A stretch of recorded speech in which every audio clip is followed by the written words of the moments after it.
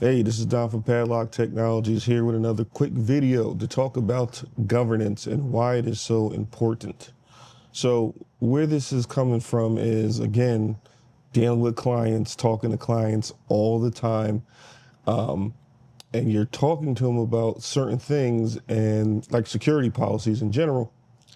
And what you tend to find out is that all the security policies, all the decision making is actually coming from the people that's configuring the control, which makes zero sense because ultimately you are leaving your network in the hands of the people that you're supposed to be telling what to do. So this is really for people like network managers, your directors, your CTOs, CSOs, CISOs, stuff like that. You guys need to be, dictating the security policies. The people that are configuring the controls are configuring the controls based on the security policy. Prime example, I get a lot of this when it comes to like ICE and posturing.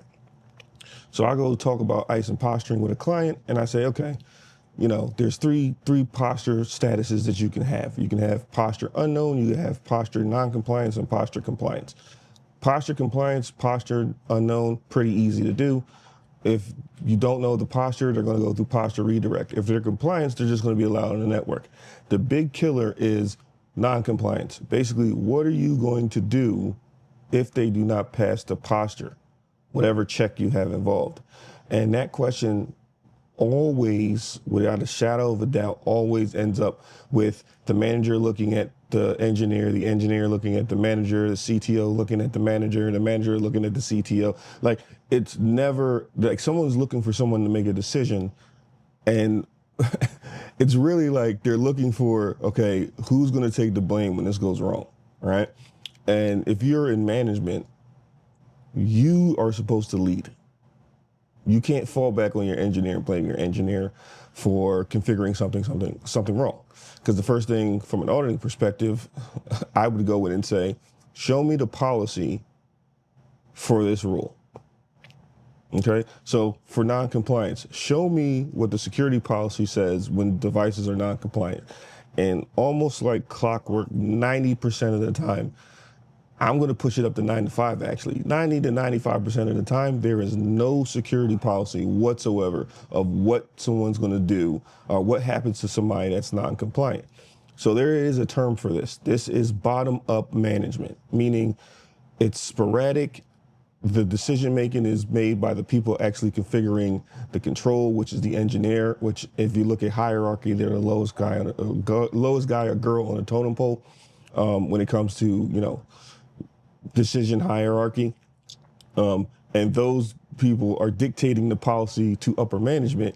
And if you know anything about engineers, we are very sporadic. We will make things super complicated for absolutely no reason because we just like a new technique.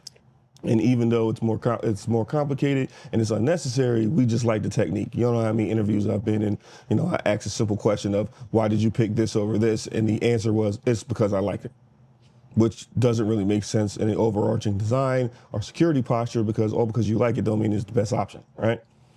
What you should be doing is top-down management, meaning the policy is dictated by senior management, and then the standard is determined by senior management.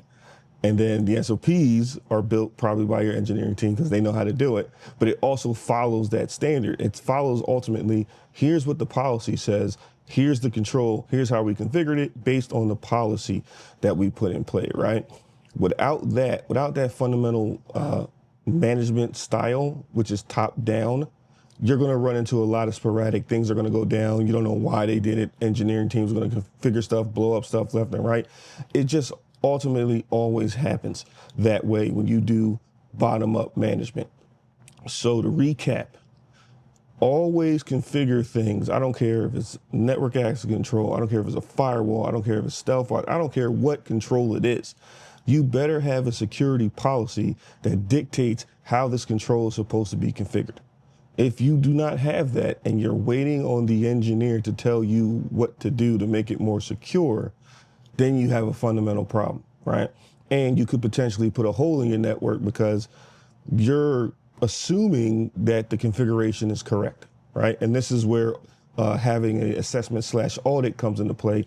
A third party comes in and takes a look at what they configured, and then can ask questions from the outside looking in, and can question the engineer. Why did you do that? Question the management. Why did you do that? Where's the security policy on that? Does that make sense? And you can kind of get a fresh set of eyes on what's going on. You should at least get an assessment/audit once a year, right? Especially if you're a company that unfortunately has like high turnover in your engineering team.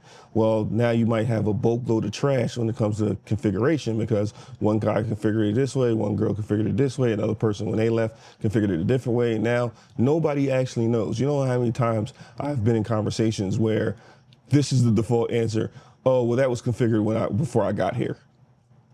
Well, if that's the answer, then you don't even know if that is correct or not, or if that's a hole in your network. And then the next logical question, or going up a level, is going to be, where's the security policy that supports this configuration? So hopefully that was informative for you. Again, always have your security policies in place so that you can fall back on it if someone ever questions it, especially from a cybersecurity perspective. This is Don from Padlock Technologies. Hopefully this video was informative. Thank you, and have a nice day.